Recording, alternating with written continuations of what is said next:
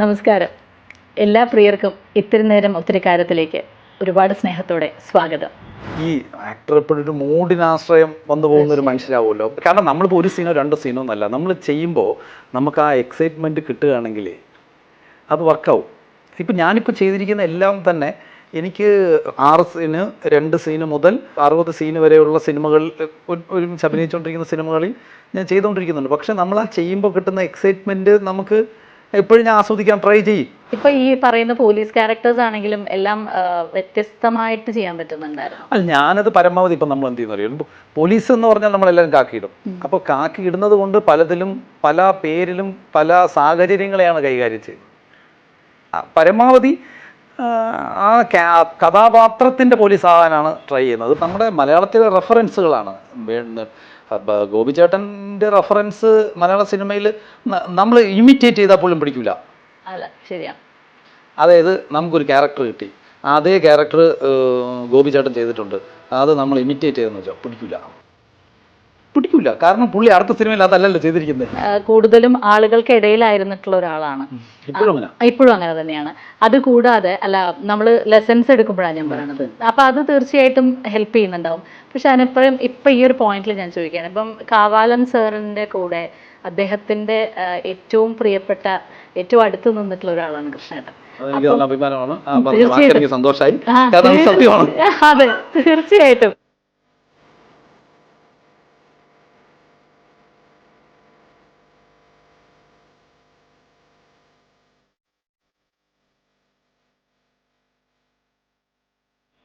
സാമൂഹികമായ ഇടപെടലിലൂടെയാണ് ഒരു കലാകാരൻ പരിപൂർണനാവുന്നത്. അത്തരമൊരു യാത്ര നാടകത്തിലൂടെ സിനിമയിലും സജീവമായി തുടരുകയാണ് കൃഷ്ണൻ ബാലകൃഷ്ണൻ. ഇന്ന് കൃഷ്ണേട്ടനുണ്ട് ഈ ഇത്തിരി നേരം ഒത്തിരി കാര്യങ്ങളുമായി എനിക്കൊപ്പം. കൃഷ്ണേട്ട, സ്വാഗതം. ഒരുപാട് കാലമായി, അത് ഒരു അതിശയോക്തി ഇല്ലാത്ത പറച്ചിലാട്ടോ, കൃഷ്ണേട്ടനൊന്ന് ഇവിടെ പിടിച്ചിരുത്താൻ വേണ്ടി ഞാൻ ശ്രമിക്കണു. അത് കൃഷ്ണേട്ടൻ തന്നെ അറിയാം. ഞാൻ വിളിക്കുമ്പോൾ കൃഷ്ണേട്ടൻ ഇപ്പൊ പഴയ പോലെ അല്ല കൃഷ്ണേട്ടൻ. കൃഷ്ണേട്ടൻ ഒരു പോസ്റ്റ് കോവിഡ് കൃഷ്ണേട്ടൻ ഭയങ്കര ഒരു ന്യൂ വേർഷൻ, വേറൊരു ലെവലിലൊക്കെയാണ് കൃഷ്ണേട്ടൻ. ആളുകൾ പലതും ഞാൻ പറഞ്ഞിട്ട് കുറേ സിനിമ മലയാളത്തിലൊക്കെ ചെയ്തിട്ട് പിന്നെ ഇപ്പൊ ഞാനൊരു തമിഴ് ചെയ്യുന്നു, ഒരു കന്നഡ സംസാരത്തിലുണ്ടെന്നൊക്കെ പറയുമ്പോൾ കൃഷ്ണേട്ടൻ നേരെ അടിച്ച് ഭോജ്പുരി സിനിമയിലൊക്കെയാണ്. എനിക്ക് സത്യത്തിൽ ആ സോങ്ങിലെ ആ സ്വാമിയെ കണ്ടിട്ട് കൃഷ്ണേട്ടനാന്ന് പോലും മനസ്സിലായില്ല. അപ്പൊ പോസ്റ്റ് കോവിഡ് ശരിക്കും കൃഷ്ണേട്ടന് സിനിമ കുറച്ച് കനിഞ്ഞു നിൽക്കുന്ന സമയം തോന്നുന്നു. അപ്പൊ അതിനെ കുറിച്ചൊന്ന് ആദ്യം പറഞ്ഞിട്ട് നമുക്ക് ഇങ്ങനെ പോയാലോ? തീർച്ചയായും. പോസ്റ്റ് കോവിഡ് എനിക്ക് ഭയങ്കര ഗുണകരമായ സിനിമ. കാരണം ഞാൻ കംപ്ലീറ്റ് ആയിട്ട് അതിന് കാരണം എന്ന് പറഞ്ഞാൽ 100% സിനിമ മാത്രമായി അല്ല, സിനിമ ആക്ടിങ് മാത്രമായിട്ട് ഞാൻ തീരുമാനിക്കപ്പെട്ട് മറ്റ് മുൻപ് ചെയ്തുകൊണ്ടിരുന്ന സാമൂഹികമായ പരിപാടികളോ അല്ലെങ്കിൽ സാംസ്കാരിക പരിപാടികളോ ഒന്നും തന്നെ വേണ്ടെന്ന് തൽക്കാലത്തേക്ക് നിർത്തി വെച്ചിട്ട് സിനിമ ആക്ടിങ് സിനിമ മാത്രം അതിനുവേണ്ടി നമ്മൾ ട്രൈ ചെയ്യുക, ആൾക്കാരെ കാണുക, നമ്മൾ പഠിക്കുക, അതിനുവേണ്ടി നമ്മൾ ചുറ്റുപാടും ആണ് എൻ്റെ ഒരു പഠന കേന്ദ്രം. അത്തരം കാര്യങ്ങളിലേക്ക് മാത്രം ഇറങ്ങിയതുകൊണ്ടാണ് ഇപ്പോൾ പറഞ്ഞത് സന്യാസി മാർച്ച് 8-നാണത് റിലീസ്. ഭോജ്പുരിയിലാണ്, ഒരു 4-5 ലാംഗ്വേജിൽ അത് ഇറങ്ങുന്നുണ്ട്. ഇതിൻ്റെ ഡയറക്ടർ മലയാളിയാണ്, രാജേഷ് മോഹൻ. അപ്പോൾ അദ്ദേഹമാണ് ഇതിൻ്റെ ഡയറക്ടർ. സായി നാരായണൻ എന്ന് പറഞ്ഞ അദ്ദേഹമാണ് ഇതിൻ്റെ രചയിതാവ്.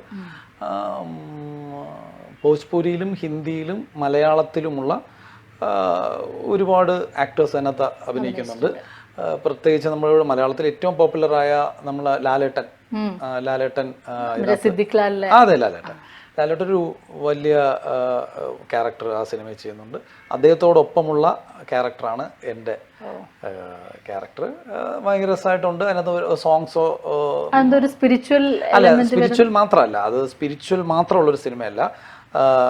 ഒരു ജന്മാന്തരങ്ങൾ എന്നൊക്കെ പറയുന്ന സാധ്യതകളിലൂടെ 2024 വരെ, ഒരു നൂറ്റാണ്ടുകൾക്ക് മുമ്പും ഈ പ്രസൻറ്റും ഉള്ള ഒരു സിനിമയാണ്.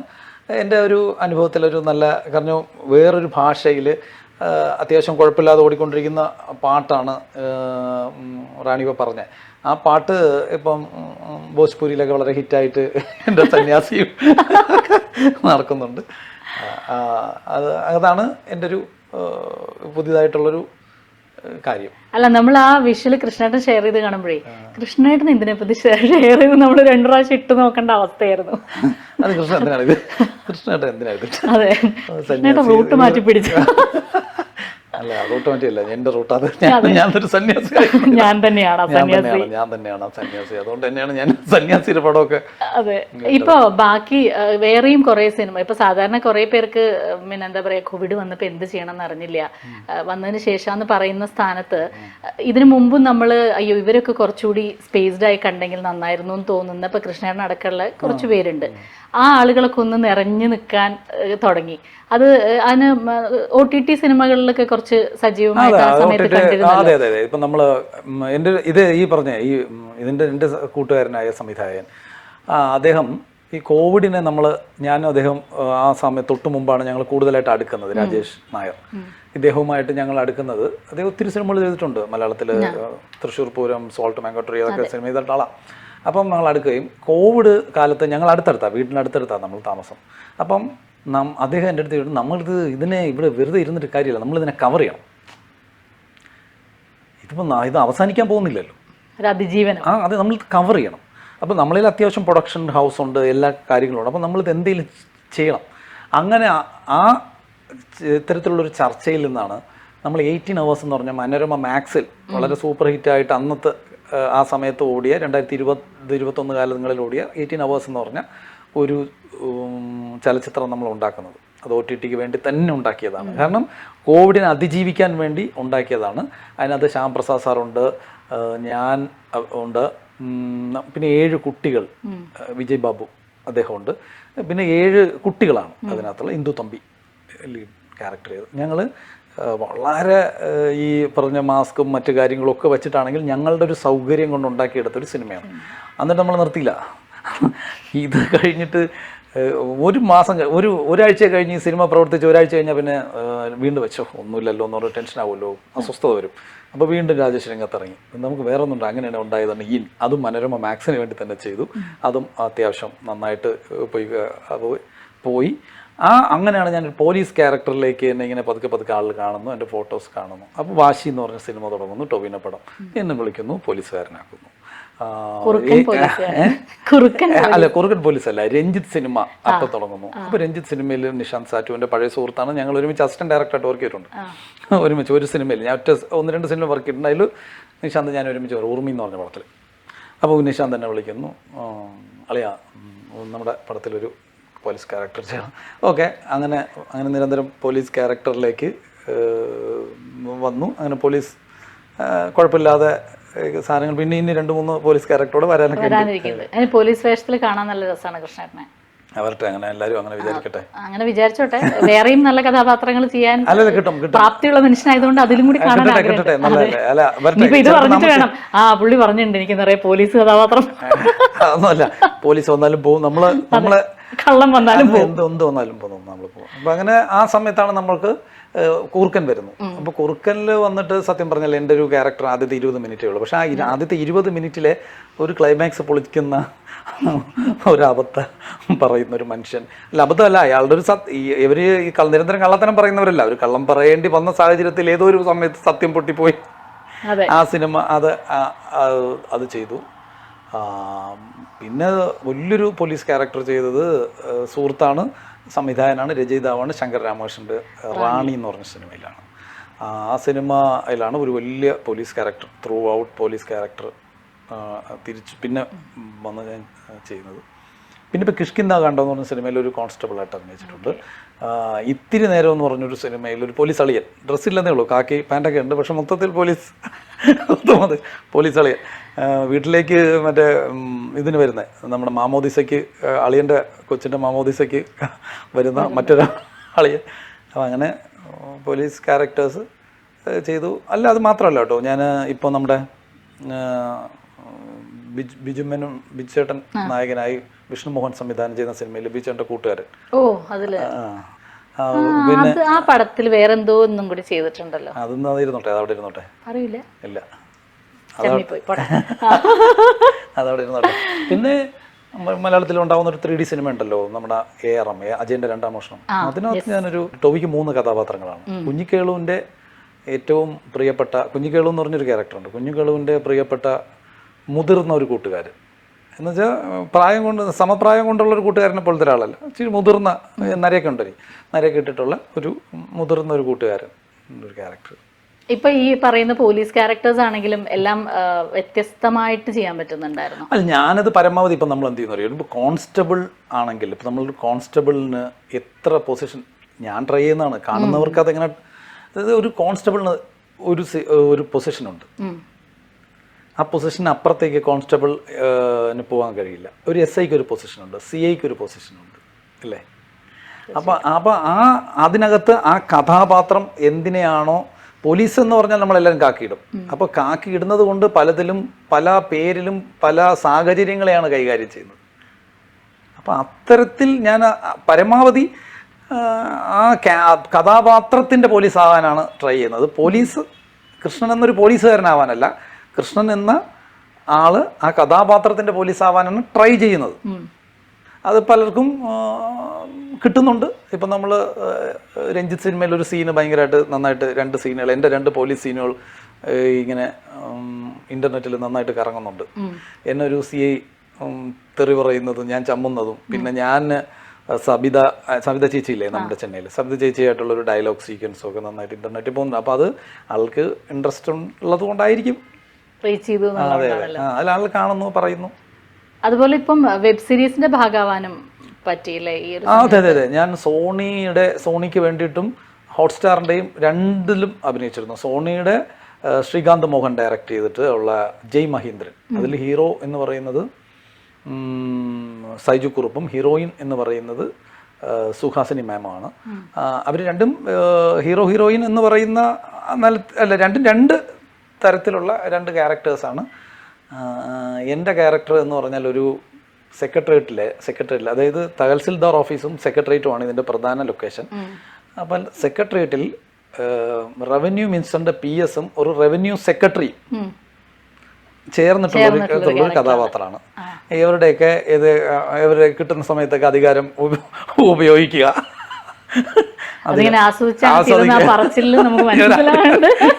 ഇവരിൽ അധികാരം ഉപയോഗിക്കുക, അങ്ങോട്ട് മാറിയില്ല പറയുക എന്നൊക്കെ പറയുന്ന.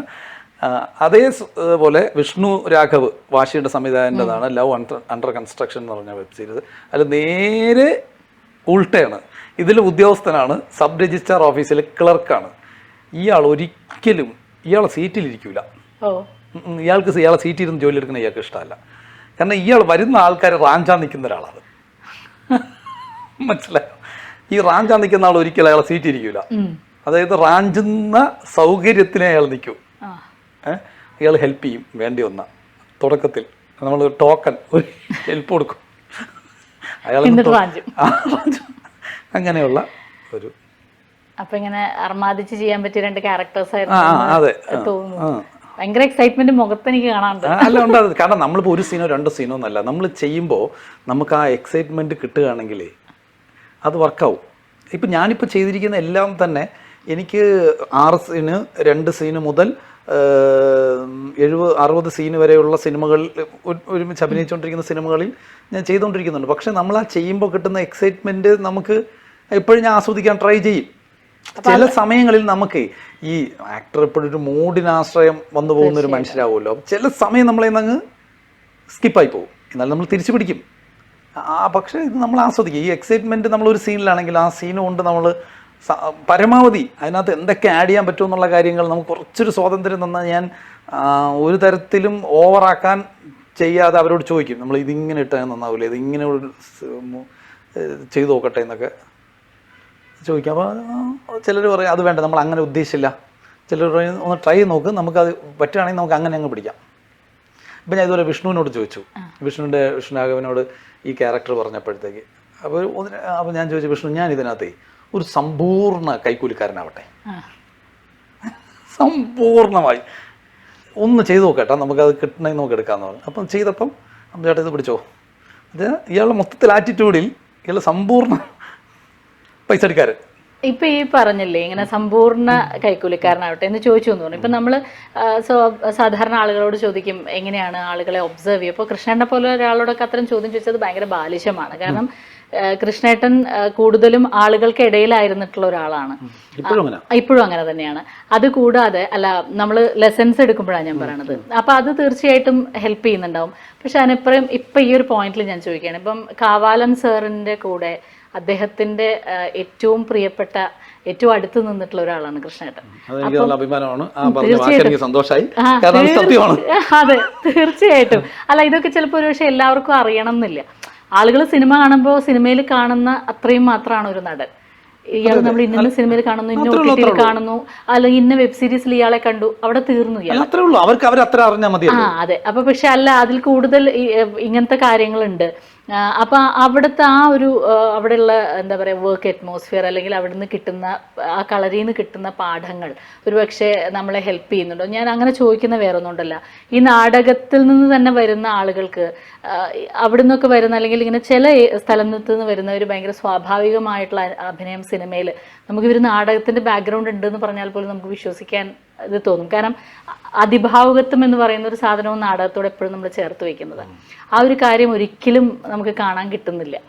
അപ്പൊ അത് എങ്ങനെയാണ് ആ ഒരു കൃഷ്ണേട്ടനിലേക്ക് എത്തുന്നത്? എങ്ങനെയാണ്? ഞാനൊരു ഉദാഹരണം പറയട്ടെ. എന്റെ ഏറ്റവും നമ്മളെല്ലാരും ആരാധിക്കുന്ന മലയാളത്തിലെ 2 വലിയ നടന്മാരുണ്ട്, റെഫറൻസ് ആയിട്ട് നമ്മൾ എടുക്കുന്നത്. അവർ രണ്ടും അവിടെയുള്ളവരാണ്.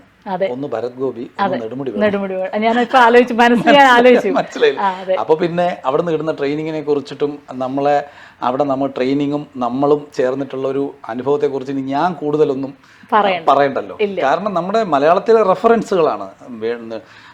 ഗോപിച്ചേട്ടന്റെ റെഫറൻസ് മലയാള സിനിമയിൽ നമ്മൾ ഇമിറ്റേറ്റ് ചെയ്താൽ പോലും പിടിക്കൂല.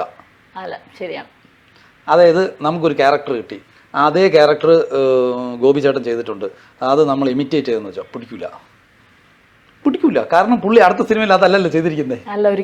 അപ്പൊ അതുകൊണ്ട് നമുക്ക് ഈസി ആയിട്ട് മോഷ്ടിക്കാം പറ്റുന്നൊരു ആക്ടർ.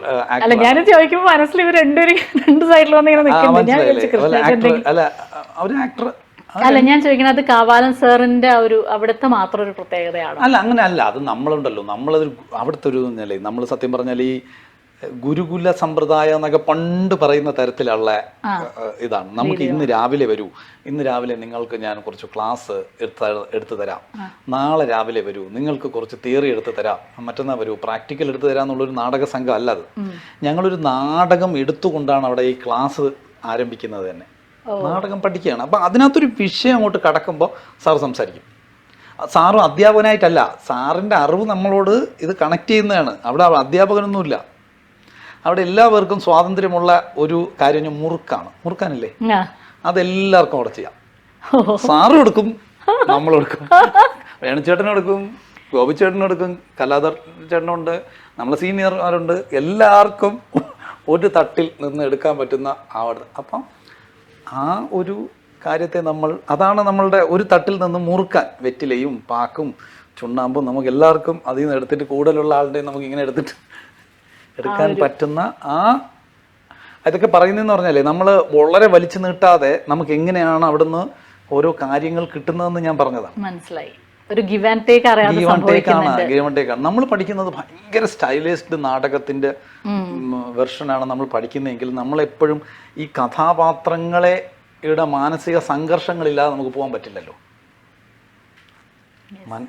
മാനസിക സംഘർഷമില്ലാതെ നമുക്കിപ്പോൾ കലി എന്ന് പറയുന്ന ഒരു കഥാപാത്രത്തെ നമ്മൾ പാട്ടിലൂടെയാണ് രാത്രി ചരണാം കലി ഞാൻ എന്ന് പറയുമ്പോൾ ഞാൻ രാത്രി സഞ്ചരിക്കുന്നവനാണ്, രാത്രി മാത്രമേ എനിക്ക് സഞ്ചരിക്കാൻ പറ്റുള്ളൂ എന്നൊക്കെ എൻ്റെ മനസ്സിൽ വേണ്ടേ.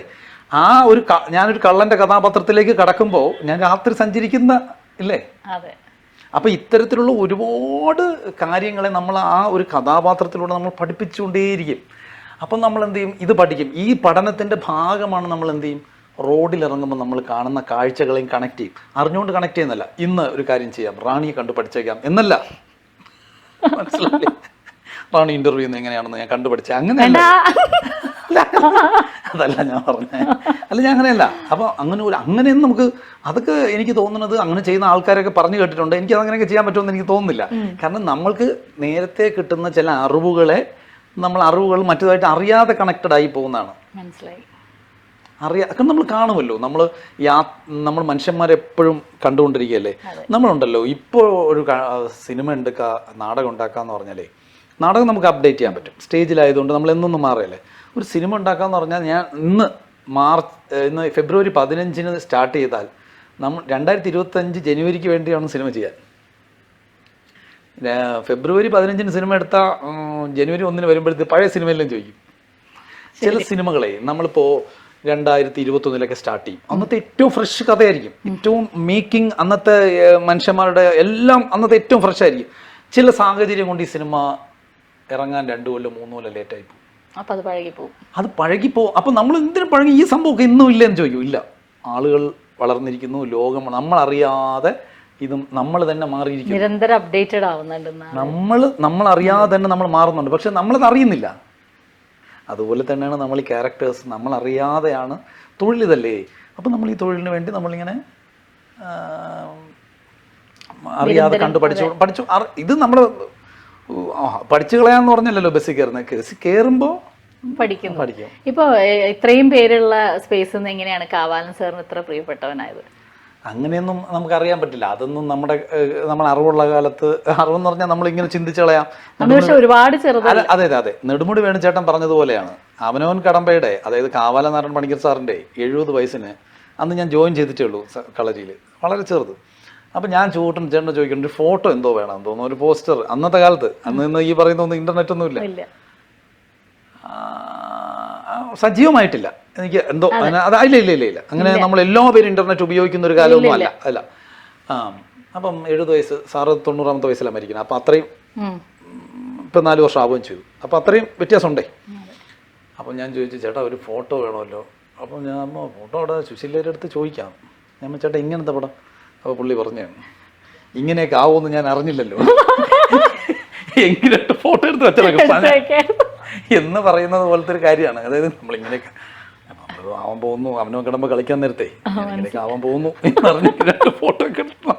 ഇപ്പൊ പക്ഷെ എല്ലാവരും അങ്ങനെ സൂക്ഷിക്കുന്നുണ്ട്. നാളെ നമ്മൾ എന്തെങ്കിലും ആയാലോ ഇല്ലേ, അന്ന് നമ്മൾ ഇന്ന് കളിക്കുന്നു, ഇപ്പൊ പ്രളപ്പെട്ട് കളിക്കുന്നു അങ്ങ് പോകുന്നു. അതുപോലെ നമ്മൾ എങ്ങനെയാണ് കാവാലൻ സാറ്, നമ്മൾക്കൊരു വളരെ സാറിന്റെ നാടകത്തിൽ, പക്ഷെ എനിക്ക് ഭയങ്കര അഭിമാനമുള്ളതെന്ന് പറഞ്ഞാലേ, കാവാലൻ സാറിൻ്റെ ഒരു നാടക സംഘത്തിലേക്ക് ഒരാൾ വന്നാൽ ക്യാരക്ടർ, അതായത് ഒരു ക്യാരക്ടർ റോളിലേക്ക് കടക്കാൻ തന്നെ ഒരു 5 വർഷം എടുക്കും.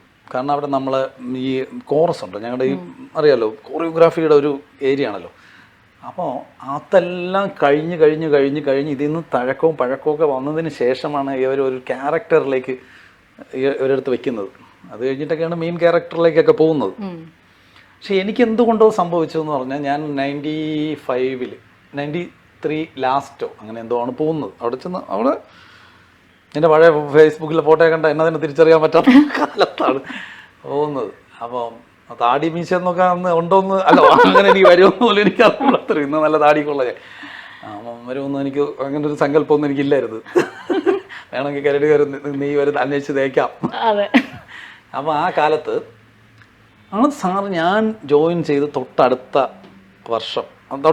പുതിയ നാടകം ചെയ്യണം. അടുത്ത വർഷമൊന്നുമല്ല, അടുത്ത നാടകം ചെയ്യുന്നത് പുറനാടി എന്നൊരു നാടകമായിരുന്നു.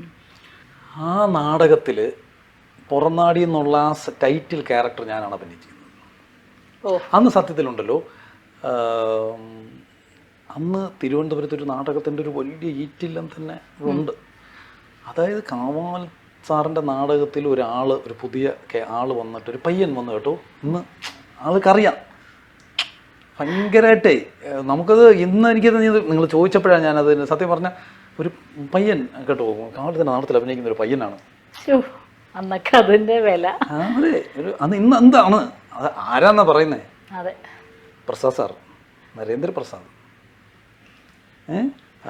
ഈ ഗോപിച്ചേട്ടൻ, ഇവർക്ക് അതൊരു. അപ്പം ബാക്കി നാടക സംഘത്തിലുള്ള മനുഷ്യരല്ല ഒരു പുറനാടി എന്നൊരു നാടകം തുടങ്ങി. എന്നുവെച്ചാൽ എല്ലാവർക്കും അറിയും, പോകുമ്പോൾ ഇത് നമുക്ക് കേൾക്കുമല്ലോ, അവിടെ ഒരു പയ്യനാണ് എന്നുവെച്ചാൽ. അന്നത്തെ നിങ്ങൾ ആലോചിച്ച് നോക്കണം, അന്നത്തെ ഒരു നാടകത്തിൽ, കാവാലൻ സാറിൻ്റെ ഒരു നാടകത്തിൽ നമുക്കിങ്ങനെ ഒരു ക്യാരക്ടർ, അല്ലെങ്കിൽ അന്നത്തെ എല്ലാ പ്രസാദ് സാറിൻ്റെ നാടകത്തിലാണല്ലോ മുരളിച്ചേട്ടനൊക്കെ അഭിനയിക്കുന്നത്. അന്നൊരു എല്ലാവർക്കും അറിയാൻ പറ്റും ഇങ്ങനെ ഒരാള് രംഗത്ത് വന്നിട്ടുണ്ട്. നമ്മൾ എനിക്കൊന്നും പ്രസാദ് സാറൊക്കെ സത്യം പറഞ്ഞാൽ എൻ്റെ 2ാമത്തെ ഷോയ്ക്ക് ഭയങ്കര എഴുത്ത്, നമുക്കൊന്നും പുള്ളിരുന്ന് എഴുതിയതിൻ്റെ ഒന്നും വായിച്ചു പോലും നമുക്ക് തീർക്കാൻ പറ്റില്ലാത്ത അവസ്ഥ നിൽക്കുന്ന ആളൊക്കെ എന്നെ കാണാൻ വന്നിട്ടുണ്ട് കേട്ടോ, ബാക്ക് സ്റ്റേജിൽ. സത്യം. മുരളിച്ചേട്ടൻ, ഗോപിച്ചേട്ടൻ, നമ്മൾ വേണുചേട്ടനൊക്കെ വലിയ നടന്മാരല്ലേ. എനിക്കിതുപോലൊരു പ്രത്യേകിച്ച് ഇങ്ങനെ ഒരു ഇങ്ങനെയൊക്കെ പറയാൻ പാടുണ്ടോ എന്ന് അറിഞ്ഞൂടാ, പക്ഷേ എങ്കിൽ നിങ്ങൾ ചോദിച്ചപ്പോൾ നമ്മളത് ഓർത്താത് പറയണം. ഉജ്ജയിനിയിൽ ഒരു നാടകം കളിക്കുകയാണ് ചാരുദത്തം. ചാരുദത്തത്തിൽ ചാരുദത്തൻ ഒരു ലീഡ് ക്യാരക്ടറാണ്. ചാരുദത്തൻ്റെ ഒരു ദേവദാസിയെ പോലത്തെ ഒരു സ്ത്രീയുണ്ട്, വസന്ത. അവള് അവനകത്ത് സജ്ജലകൻ എന്ന് പറഞ്ഞൊരു ക്യാരക്ടറുണ്ട്. ഇയാൾ സിനിമയുടെ നാടകത്തിൻ്റെ ഒരു 40 മിനിറ്റ് കഴിഞ്ഞിട്ടാണ് എൻ്റർ ചെയ്യുന്നത്. ഇയാൾ കള്ളനാണ്. അതായത് നമ്മളെ കരപട ശാസ്ത്രം പഠിച്ച കള്ളനാണ്. അതായത് ഇവരുടെ ഒരു പ്രത്യേകത എന്ന് പറഞ്ഞാൽ ഇവർ എലിയില്ലേ, അതായത് നമ്മൾ പെരിച്ചാഴി എന്ന് പറയുന്ന സാധനം ദോര ഇടുന്ന സ്ഥലത്ത് അത്രയും ദോര ഇട്ടിട്ട് ഇവൻ ആളകത്ത് കയറും. കരപട ശാസ്ത്രത്തിൽ നമ്മളിപ്പോൾ ഞാനിത് കണക്ട് ചെയ്ത് പറയുകയാണേ, ചിലപ്പോൾ അത് കൂടി. ഇപ്പോൾ ഉത്തരാഖണ്ഡിലെ 10-18 പേര് അകത്ത് പോയി, ഓർക്കുന്നുണ്ടോ? അവര് ലോകത്തുള്ള സകലരും വന്ന് ഇവരെ രക്ഷിക്കാൻ നോക്കിയിട്ട് പറ്റിയില്ല. ഇവരൊരു ഗ്രാമത്തിൽ നിന്ന് 10-18 പേര് കൊണ്ടുവന്നില്ലേ. അവർ പറഞ്ഞില്ലേ എലി വാർത്തകളിൽ. ഞാൻ ഇതിനകത്ത് ഈ സ്ക്രിപ്റ്റിനകത്തുണ്ട്, BC എഴുതിയ സ്ക്രിപ്റ്റിനകത്തുണ്ട്. ഇവര് തുരന്നു കയറിപ്പോവും. അപകടം പിടിച്ച ജോലിയാണ്, നിരോധിക്കപ്പെട്ടിട്ടുണ്ട് ഈ ജോലി. ഇത് സത്യം പറഞ്ഞാൽ ഇവര് ഈ എലിയുടെ വലിപ്പത്തിന് ദൂരം ഇടും. അതിനകത്തും പേപ്പറിലൊക്കെ വന്നിരുന്നു, എല്ലാ പത്രത്തിലും ഉണ്ട്. അതായത് എലി കയറാൻ പറ്റുന്ന ഭാഗത്തിന് ഇവരകത്ത് പോവും, ചെയ്യും. അപ്പം BC എഴുതിയില്ല. അപ്പം അന്ന് ഇതുണ്ട്. അപ്പോൾ ഇത് കരപട ശാസ്ത്രം പഠിച്ച ഒരു കള്ളനാണ്. അപ്പോൾ ഈ കള്ളൻ എൻ്റെ പെർഫോമൻസ് ഉണ്ട്. അത് വെച്ചാൽ ഈ എല്ലാം നമ്മൾ സ്റ്റേജിൽ ഇതൊന്നുമില്ല, ഇതെല്ലാം നമ്മൾ തന്നെ ആക്ട് ചെയ്യണം. ഇത് കല്ലിളക്കുന്നതും കയറുന്നതും ഒക്കെ നമ്മൾ ആക്ട് ചെയ്യണം. അന്ന് സത്യത്തിൽ ഉജ്ജയിനില്ല, ഭയങ്കര തണുപ്പ് അവിടെ രാത്രി. അന്ന് ഒരു വലിയൊരാള് ഈ നാടകം കണ്ടിട്ട് ഇതുപോലെ ബാക്ക് സ്റ്റേജ് വന്നു. ആ വലിയ ആളുടെ പേരാണ് പത്മ സുബ്രഹ്മണ്യം. എനിക്ക് എപ്പോഴും സൂര്യയിൽ വരുമ്പോൾ ഞാൻ പോവും, കാണും. എന്നോടൊപ്പം കാണുമ്പോൾ ഒരു 10 മിനിറ്റ് ഒന്ന് സംസാരിച്ചിട്ടേ പോകും.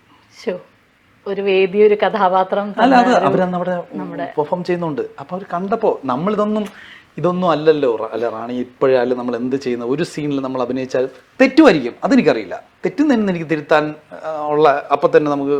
പക്ഷെ ചെയ്താൽ നമ്മളതിന് ആ സമയത്ത് അങ്ങനെ ഒന്നും സംഭവിക്കാൻ വേണ്ടിയല്ല ചെയ്യുന്നത്. നമ്മളതിൻ്റെ ഒരു ആത്മാർത്ഥതയും സ്നേഹവും കൊണ്ട് തന്നെയാണ് ചെയ്യുന്നത്. അത് ചിലടത്ത് ഇങ്ങനെയുള്ള എനിക്കിങ്ങനെ അനുഭവം പറയുമ്പോഴെങ്കിലും എനിക്ക് സന്തോഷം കിട്ടുന്ന തരത്തിൽ. തീർച്ചയായിട്ടും. അല്ല, അതൊക്കെ ശരിക്കും എന്നും ഓർത്ത് വെക്കാവുന്ന അത്രയും. അതെ, നമ്മൾ എന്ത് സ്ഥലത്തിലെ ആക്ടിങ്ങിലെ സ്ഥലത്ത് നമ്മളൊന്ന് പൊളിഞ്ഞു പോകുമ്പോഴും നമ്മൾ അങ്ങനെ ഒരാളല്ലല്ലോ. നമ്മൾ ഇത്രയും അതിനെക്കുറിച്ച് ശാസ്ത്രം അറിയാന്നുള്ളവരൊന്നും നമ്മൾ അഭിനന്ദിച്ചിട്ട് പോയിട്ടുള്ളതല്ലേ. നമുക്ക് ഇപ്പം പറ്റിയൊരു തെറ്റാണ് അല്ലേ. നമുക്ക് കോൺഫിഡൻസ് എടുക്കാൻ പറ്റുന്ന. തീർച്ചയായിട്ടും.